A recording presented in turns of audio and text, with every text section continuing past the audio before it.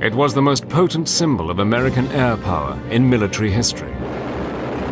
Designed to fend off ferocious attacks of the German Luftwaffe, it dealt a death blow to Nazi wartime industrial production and razed Hitler's capital to the ground. To me, it was the most beautiful thing ever built. It was a great plane, still is.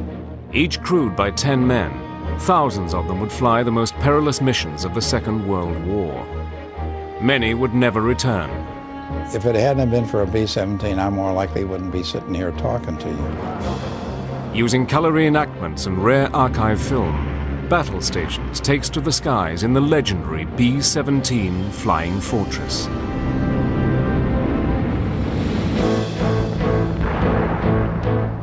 (1918). With the conclusion of the war to end all wars, military powers around the world recognized that warfare would never be the same.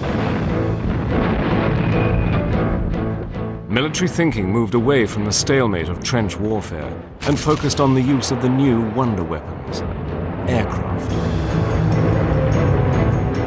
It had become apparent that bombers would prove decisive in any future conflict. The bomber, it was believed, would always get through. In the 1930s, this bomber doctrine gathered real momentum. Attention now turned to modernizing America's obsolescent Air Corps. Modern bombers were needed to replace the fabric and wooden aircraft of the last war. On August 8, 1934, the U.S. Army Air Corps issued a circular proposal that called for a bomber with a maximum speed of 250 miles per hour. It must operate at 10,000 feet and have a range of 2,000 miles. Designs would be company-funded and submitted for testing within the year. The victor would win a production run of 220 aircraft. Teetering on the brink of bankruptcy, the Boeing Aircraft Company leapt at the challenge.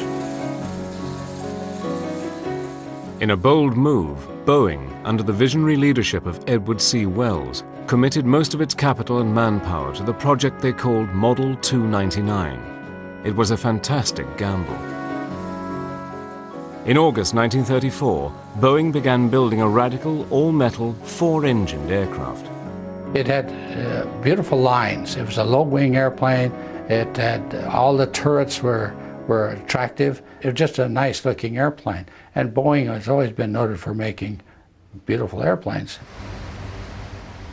Boeing's new plane would be fitted with an array of machine guns and an internal weapons bay. It was a bold design, one that far exceeded the requirements of the proposal.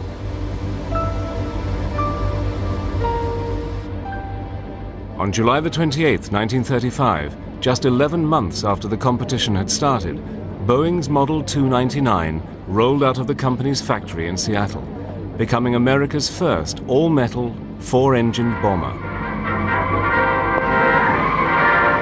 Closely guarded, the Army's newest bomber and America's largest land plane is prepared for its first flight at Seattle.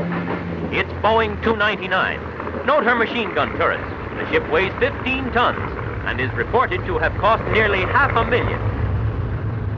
A newspaper reporter attending the event was impressed by the immense size and the number of gun emplacements on the aircraft and exclaimed, "Why, it's a flying fortress." Well, my father used to say, "Look at all that armor you got." And I said, "Dad, you could put your finger through the side of the airplane if you really pushed real hard." It was just an aluminum box flying in the sky is all it was. It was some guns sticking out of it with a load of bombs, you know, like a paper bag. With all of the hardware and all the guns that it had on it, it truly was a flying fortress. Boeing's legendary aircraft was born. But the all-important contract was still to be won. Alongside Boeing's offering, two rival twin-engine designs were also evaluated by the Army Air Corps, Martin's B-12 and Douglas's DB-1. On the morning of the 30th of October, disaster struck. During evaluation, the Boeing prototype bomber stalled after takeoff and crashed at Wright Field. The Boeing Aircraft Company had invested in the Model 299 project without any commitment from the Army Air Corps, and now the program lay in tatters. In addition, they lost their 2 pilots, which effectively put them out of running for the contract. Boeing's Model 299 was disqualified from the competition, and the company lost the contract. Douglas's DB-1 triumphed, and 133 of the bombers were ordered. But despite the crash, Model 299 had impressed the Air Corps, and a small number were purchased for further evaluation. It was not the order Boeing had hoped for, but it was a start. Modifications to the aircraft followed, and in February 1937, the Air Corps ordered 10 more aircraft, now called YB-17s. These aircraft, fitted with superchargers, had a ceiling of 30,000 feet.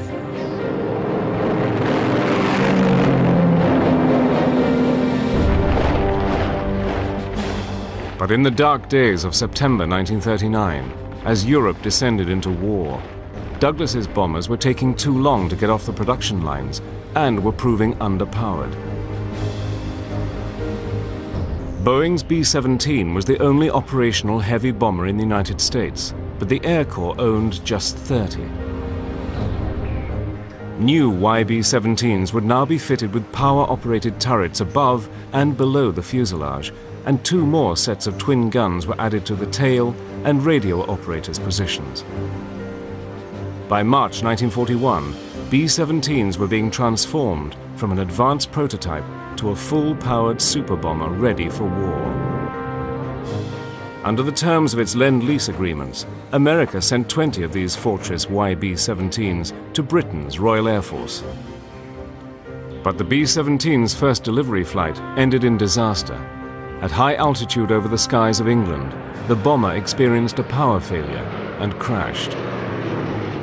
It was an inauspicious start. But despite its problems, on the 8th of July 1941, 2 Fortress 1s belonging to the RAF bombed Wilhelmshaven in Germany. Wilhelmshaven, the main target, is a #1 target, for it's a major naval base and a great shipbuilding center. This first mission also ended in disaster. At high altitude, all of the guns froze, and the bombs were dropped wide of the target. Later, 8 Fortress 1s were shot down. It looked as though the B-17 would go down in history as a failure. The British experience of the Fortress 1 was a resounding failure. The aircraft was found to suffer from a number of mechanical failures. The guns froze when at high altitude. It lacked defensive armament to fight off a determined attack by the enemy, and it was also difficult to put ordnance on target from that high. The RAF therefore concluded that the best thing would be to increase its defensive armament, use it in greater numbers for protective purposes, and also to use it at lower altitudes. Now the RAF immediately pulled the Fortress from European combat and promptly reassigned it to the Middle East. As war intensified in Europe and diplomatic relations between the USA and Japan deteriorated, America moved its YB-17s to bases in the Pacific. On the 7th of December 1941, as a flight of unarmed YB-17s arrived at Hickam Field, Hawaii, Japan ended America's isolationism.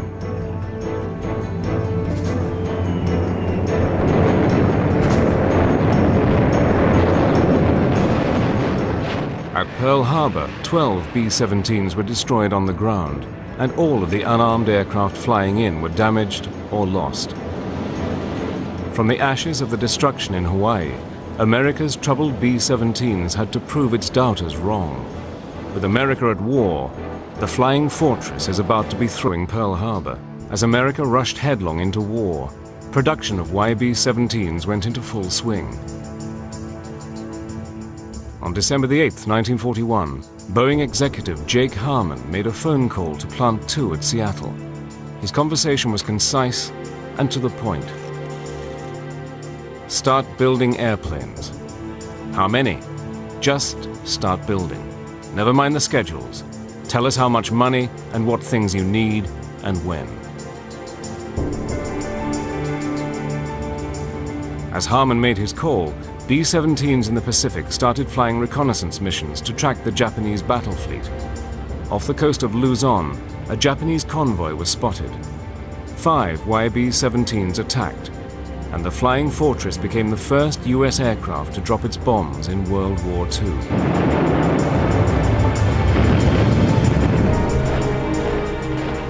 But it was in Europe that the fortress would become a legend.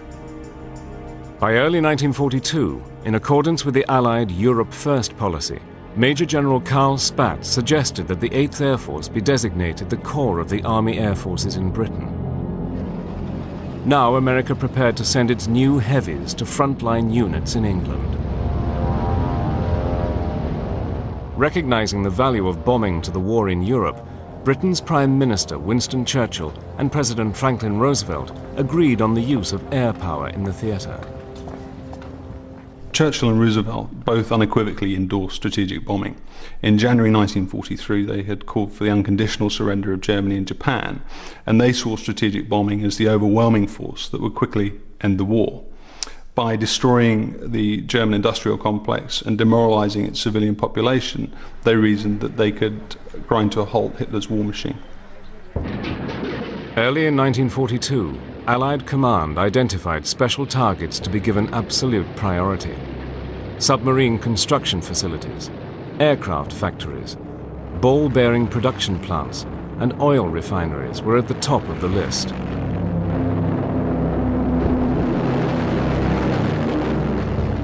The RAF and 8th Air Force planned a coordinated, non-stop day and night bomber offensive. From then on, B-17s would operate by day in full view of the German Luftwaffe. Flying a B-17 in combat without a fighter escort was pretty close to being suicidal. It wasn't until they learned the lesson the hard way that you can't fly these airplanes. They were just not well protected because the enemy that we were contending with was highly sophisticated, good weapons, and good airplanes. On August the 17th, 1942, the US launched its first raid of the war in Europe. With no fighter cover, the B-17s made the attack on their own. At 1526 hours, the first daylight mission from a base in England was launched. Strategic air power was born.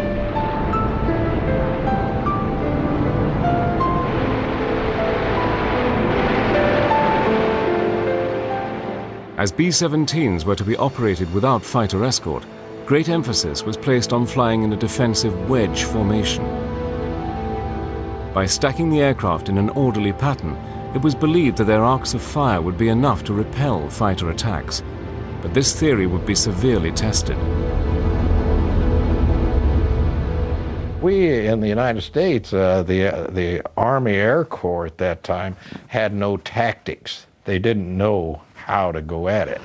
And our adversary over in Germany, they've been fighting and flying since 1939. So they were old hands at what we were just learning. You have the high squadron, you had the low squadron, and the middle squadron. You flew in a formation basically like this.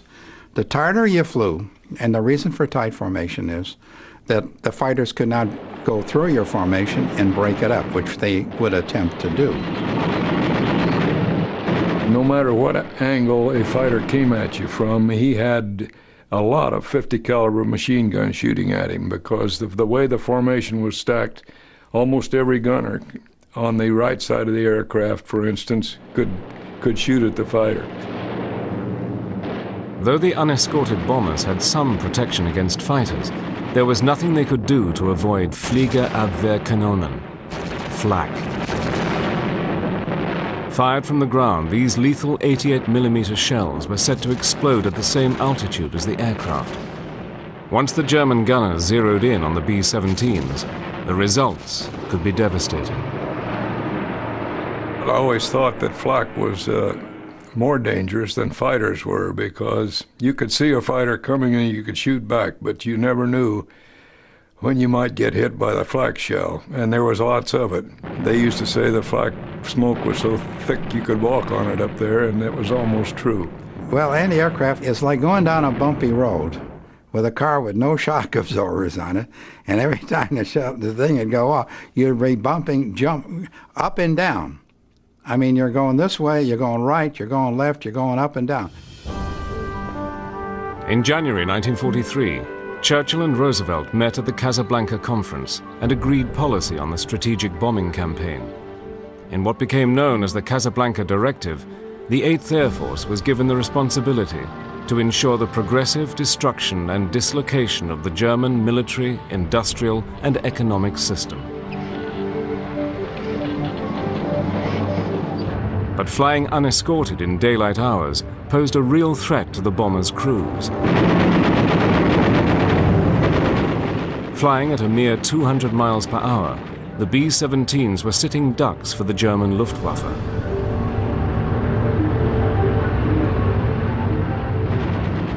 At 30,000 feet, the crews of the unpressurized B-17s operated in extreme conditions. Encumbered by bulky clothing, engaging an enemy fighter was no easy task. It's 55 below zero up there, and even though we had heaters in the cockpit, the poor gunners back in the rear, they had no heat. And even though they wore heated suits, some of them, and wore a lot of clothing, it was still very cold back there, and frostbite was a problem for them. The biggest thing, people don't realize, people sweat at 45 degrees below zero. You sit there sweating. Maybe it was fair sweat, I don't know. The crews had good reason to be fearful, as German pilots identified a weakness in the aircraft's defenses. A frontal attack, concentrating on the nose with its minimal armor, was the best way to down a heavy. Well, when we first got there, they'd make most of their attacks from the tail. And that didn't bother the pilots because we couldn't see them. Then about halfway through, well, they switched to the head-on stuff. And it wasn't just one plane coming head-on, it was a whole flight, like 4 to 6 planes coming in.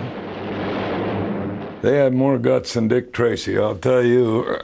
It amazed me that one of these guys could take a ME-109 and fly right through the middle of your group. You knew that they were showing off. They were trying to scare the heck out of you, and they were doing it. The head-on attacks by the German airplanes would shoot out the people in the nose. It was a vulnerable position. They would get the pilots, or get the bombardier, or get the navigator. In April 1943, during an attack on a Fokker-Wulf plant at Bremen, 16 B-17s were destroyed, the heaviest loss rate to date. But for the 8th Air Force, things were about to go from bad to worse.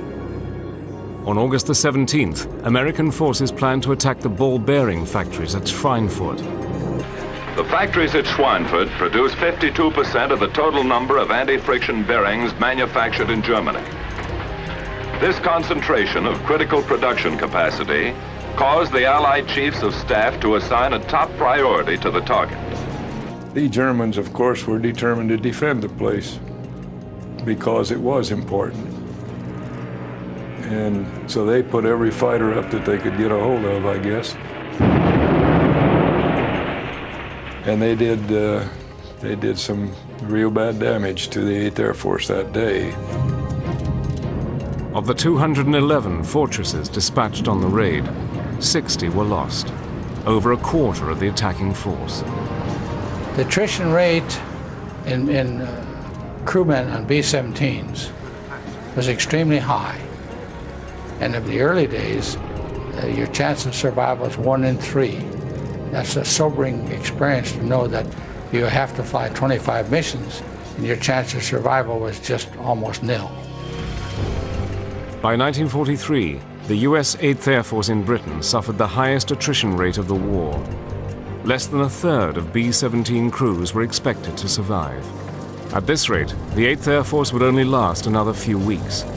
Something needed to be done. And August 1943 nearly ended the American daylight bombing offensive in Europe. Realizing that its loss rate was unsustainable, the Army Air Force halted its offensive to rethink and regroup. For the crews of the B-17s, it was an opportunity to familiarize themselves with the aircraft. and form bonds that would last a lifetime. There's 10 men in the crew, 4 officers, a pilot and a co-pilot, the navigator and the bombardier. They were officers. All the rest were enlisted men. Each man had his own battle station on the aircraft. The navigator and the bombardier were in the nose of the aircraft. And you call through a hatch, and then you go up into the pilot's compartment. Here, the pilot, co-pilot, and flight engineer had their stations. Quite naturally, the pilot and co-pilot were real buddies, because they had to look at each other side by side, and they had to make sure that all of these buttons were punched and all of this electrical and all this hydraulics was functioning and everything. So they were very, very close. They needed to be. And then the engineer, when he wasn't manning his turret, would stand between the pilot and co-pilot and read off airspeed indicators and that kind of stuff. Behind the cockpit, in his own room, was the radio operator. He had a little space in there. It's kind of like a room, and he had all his radios and everything set up there. Further back, behind the radio operator, the ball turret gunner had a slightly smaller room, all of his own. Well, if you ever open a can of sardines, you know how it looks. It's all full. And the ball turret was that way.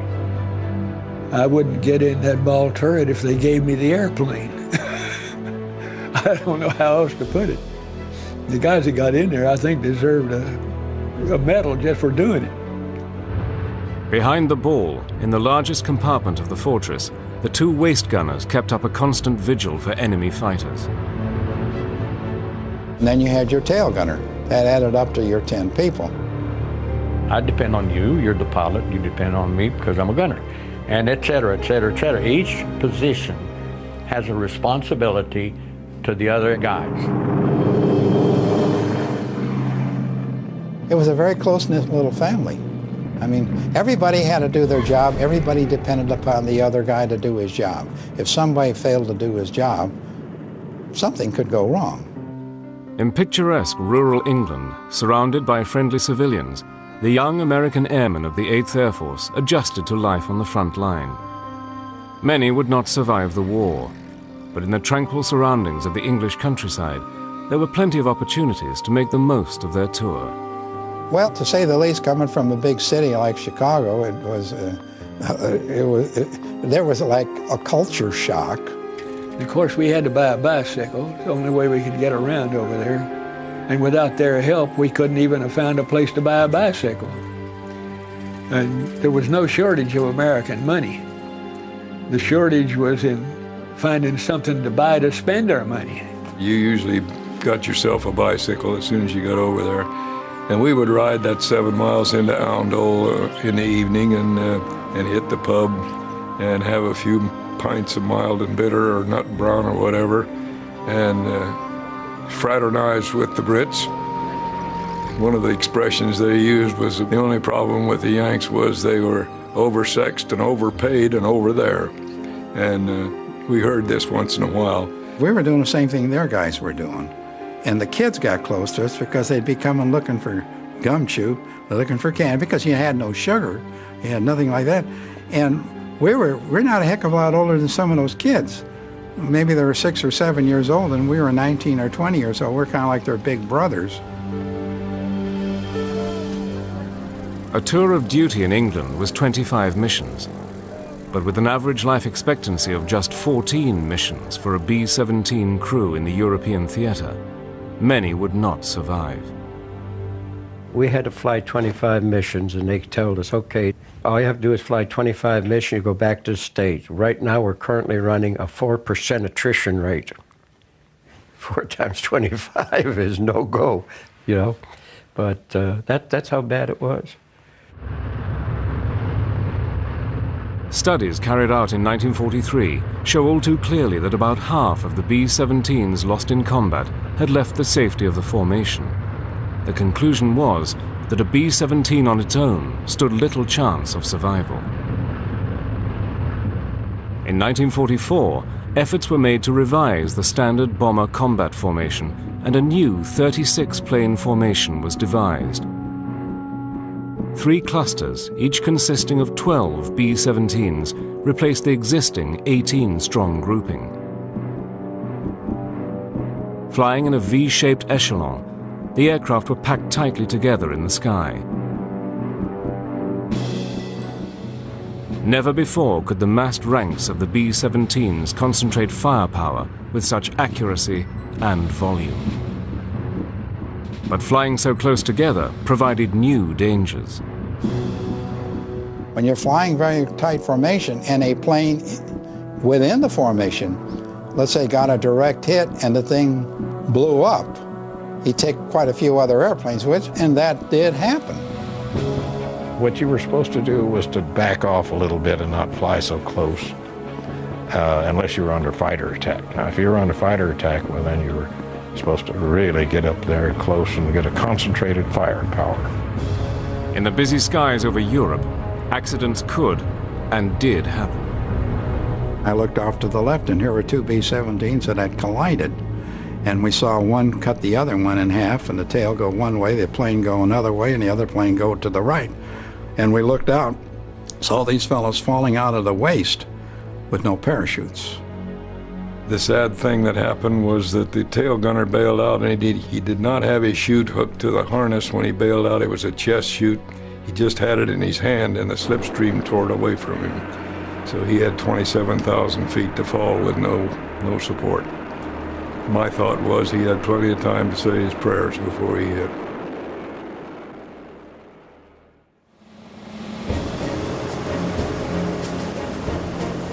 By the end of 1943, the latest model of the B-17 had additional mountings for handheld machine guns in the cheek of the aircraft and a power-operated turret in the chin. This G model was the last and most extensively produced version of the Fortress, boasting a total armament of 13 50-caliber machine guns, transforming the B-17 from a tough bomber to a true fortress.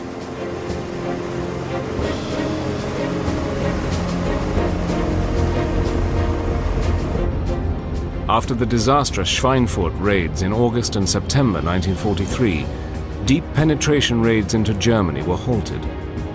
The arrival of the P-51 Mustang, a single-seat long-range fighter, meant that the fortresses would at last have the additional protection they so badly needed.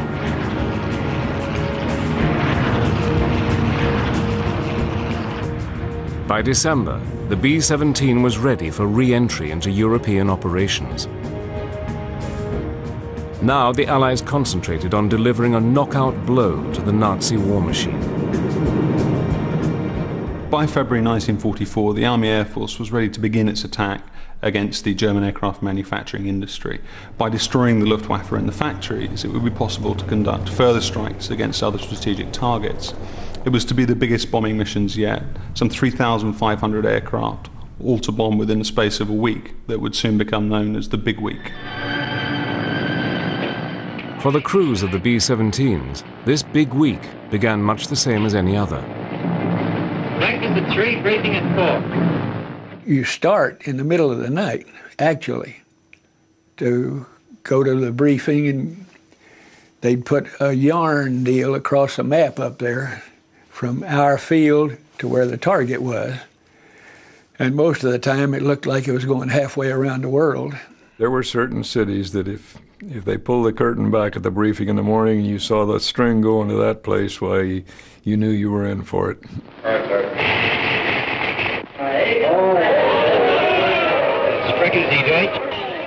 When they pulled that curtain back up there to show you where you were going, you should have heard the moaning and groaning from all the crews that were out there listening. The cost of the big week was heavy. 244 bombers and 33 fighter planes were lost. 2,600 men were killed or wounded in just 7 days. It was living hell. It was bad going in there and coming back. That's the most flak I ever saw in one place. That was the heaviest defense I have ever seen in my life. These raids played a crucial role in helping to reduce the overall strength of the Luftwaffe, paving the way for D-Day. During the offensive, the back of the Luftwaffe was broken. Now the B-17 crews could turn their attention to the most perilous bombing mission of them all, Berlin. Hermann Goering, commander-in-chief of the Luftwaffe, had claimed that enemy bombs would never fall on Berlin, and he had good reason to believe it. As Hitler's capital and the heart of the Nazi war machine, Berlin was the most heavily defended city in all of Fortress Europe. It was ringed by tens of thousands of lethal 88mm anti-aircraft guns and fighters. But by early 1944, production of new fighters had all but dried up. The crews of the B-17s knew that they would be the targets of highly trained German fighter pilots. German fighters were a big problem, I'll tell you. And there were a lot of them. And these guys have been flying since 1939.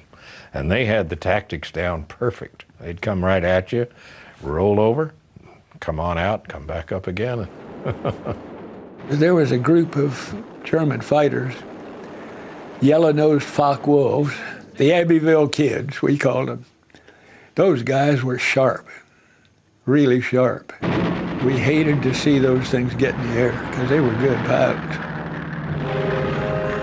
To make a successful bombing run, the B-17s relied on their bombardier and a top-secret device known as the Norden bomb sight.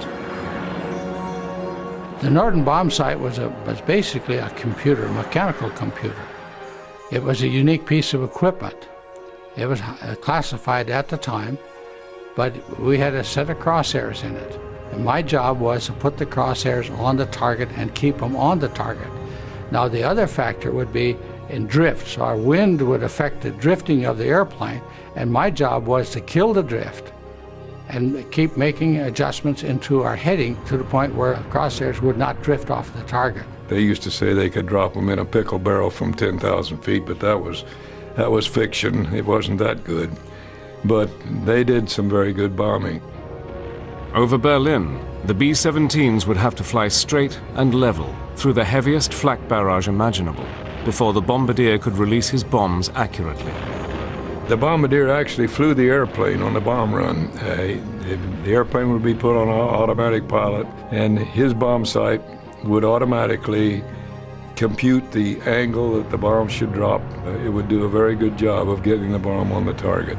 What will drive you up a wall is if whoever that lead bombardier is up there goes over the target and doesn't drop. Then you make a 360-degree circle around and come back over the target again. And you got to go through that same flak all over again. And if you could, you'd get out there and beat that guy half to death. Nicknamed the Big B by the crews of the B-17, the heavies of the 8th Air Force prepared for a grim attrition fight over Berlin. For many, it would be their last mission of the war. On March the 4th, 1944, William Menzies was on his way to Berlin. And I called the top turret gunner. I says, "We got fighters coming in." He says, "No, they're ours. I can see the contrails." I said, "Below them, look at them." And about that time, they opened up. I said, "What the hell you think? Those are landing lights? They're shining at us? You've become only one person on that whole airplane. They're all after you." That's what I'm saying. When they're shooting at you, you're in the smallest part of the airplane. But that point still ends right between your eyes, you know, like an inverted ice cream cone. I saw somebody go out, and I got on my intercom to find out what was happening, and I had no intercom. I thought, well, I better find out what's happening. So I left my guns because they weren't doing me too much good. And I crawled out of my gun position. I crawled through there with my harness on. I'd left my parachute where it was. There was one guy laying in the waist. His chute was pulled, but he wasn't moving, so I assumed he was dead. It's Smitty, my co-pilot, and I could see him down on the bomb bay. I don't know whether he's getting ready to jump or not, and he says, you know, like that. I assumed he said to go. Well, I couldn't go. My chute was back in the tail, so I turned around, I crawled back, and as I was crawling back in, I hooked my harness on something, and I backed up. I couldn't get off of it. I went forward, I couldn't get off of it, and panic feels was setting in now.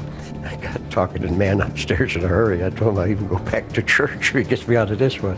when people up front leave and it's time for me to leave. I didn't want to be in it if it started to spin. I had made up my mind I wasn't going to be in it if it ever hit the ground.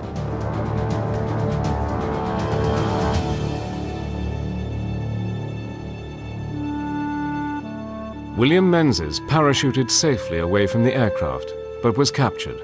For him, the war was over. On March the 4th, 1944, the B-17s pounded a suburb of Berlin, and 2 days later revisited the city. But this second raid was costly. 69 bombers were shot down over the city, the largest loss of heavies the 8th Air Force had suffered on a single raid. But the men of the 8th had fought hard. 160 German fighters were destroyed, and Berlin was in flames. In the sustained and ruthless bombardment, Boeing's flying fortresses reduced almost 60% of the city to rubble. But the crews of the B-17s had little time for remorse. Our war was up there with the fighters where, you know what I'm saying? I'm not trying to make little of this. I'm just saying that's the way we looked at it. This was our war, 5 miles in the sky. Down in there, I didn't consider that people were dying. Out of the smoky haze of the Battle for Berlin emerged an icon of the American air war in Europe, the B-17 Flying Fortress. With Berlin in ruins and the Luftwaffe down to a mere token force, the B-17s and their crews were given a new target, one that would end the war in Europe once and for all.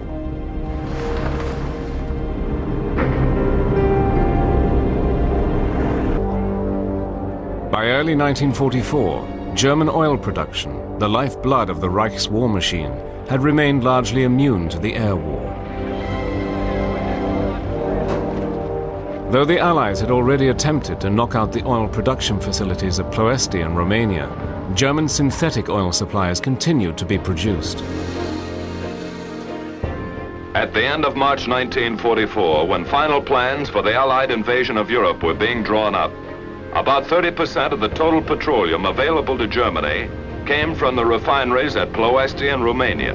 At the beginning of 1944, following the systematic destruction of the German aircraft manufacturing industries, the strategic bombing target became oil. Oil and lubricants are the lifeline of any army, and the Army Air Force reasoned that by striking oil production sites, the enemy could be hampered in its ability to wage war. With its oil reserves, Hitler's war machine could and would fight on. As a matter of urgency, plans were put in place to smash Germany's fuel production. Once again, the B-17 Flying Fortresses would be in the front line. On May the 12th, 1944, the American attacks on German oil production began. During the month, strategic bombers dropped some 5,100 tons of bombs on oil targets.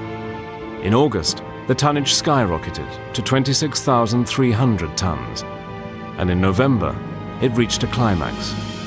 No less than 35,000 tons of heavy-duty explosives were dropped on crucial oil installations. But the offensive was taking its toll. In the first 3 months against these oil targets, the 8th lost 922 heavies, a staggering number. Another 10,000 men would never make it home. The defense of those targets was immense. If I recall, there was something on the order of 3,300 anti-aircraft guns around Leipzig at the end of the war. What happened with the Germans is they would pull all their anti-aircraft guns back in as they start losing territory. So the latter part of the war, it wasn't fighters that were your major opposition, it was anti-aircraft, because they had the concentration of those guns. And those 88s would come right there with us. By September, German fuel production was down to a quarter of its normal capacity. The remnants of the Luftwaffe were grounded, out of fuel, and became target practice for the B-17's escort fighters. Fighters returning from unchallenged escort missions were ordered to seek targets of opportunity. Since the enemy did not come up to fight, down they went to blast his planes and burn them in his airdromes. 500 enemy aircraft were being destroyed each week, many of them on the ground.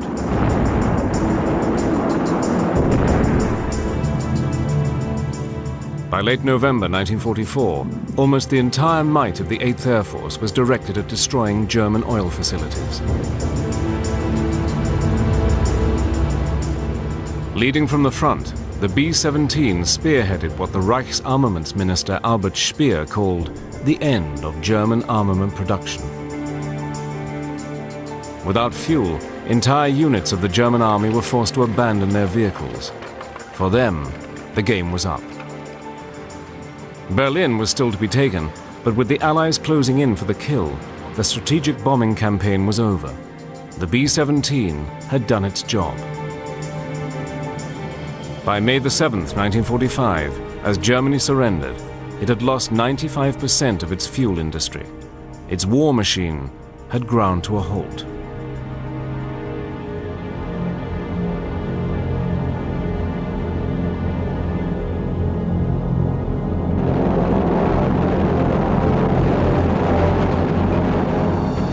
In just over 1,000 days of combat, the 8th Air Force had used up 99 million rounds of ammunition and destroyed 18,810 enemy aircraft. Of the 1.5 million tons of bombs dropped by all Allied aircraft in Europe, the B-17 Flying Fortress accounted for almost a third.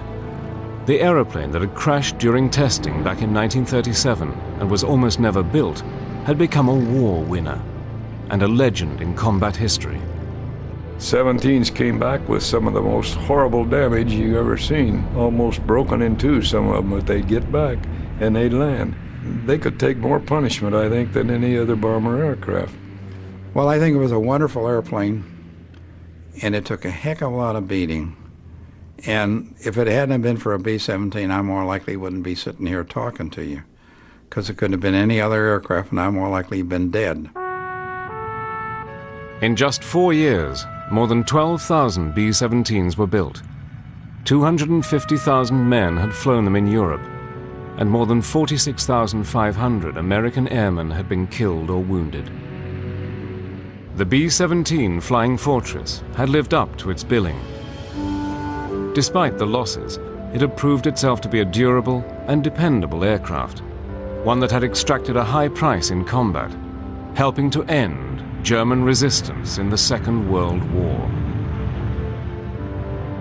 I don't think we could have won it without the B-17 or something by another name that did the same thing that a B-17 did. And there was no other plane at the time that could do that. Everyone that I've known that flew in a B-17 was just proud as punch about the unit in its entirety. It's a good engine, it's a good unit. It's a good plane. The epitaph, if there is one, it should be that this is the best airplane, bomber, that ever flew in World War II. My testimony.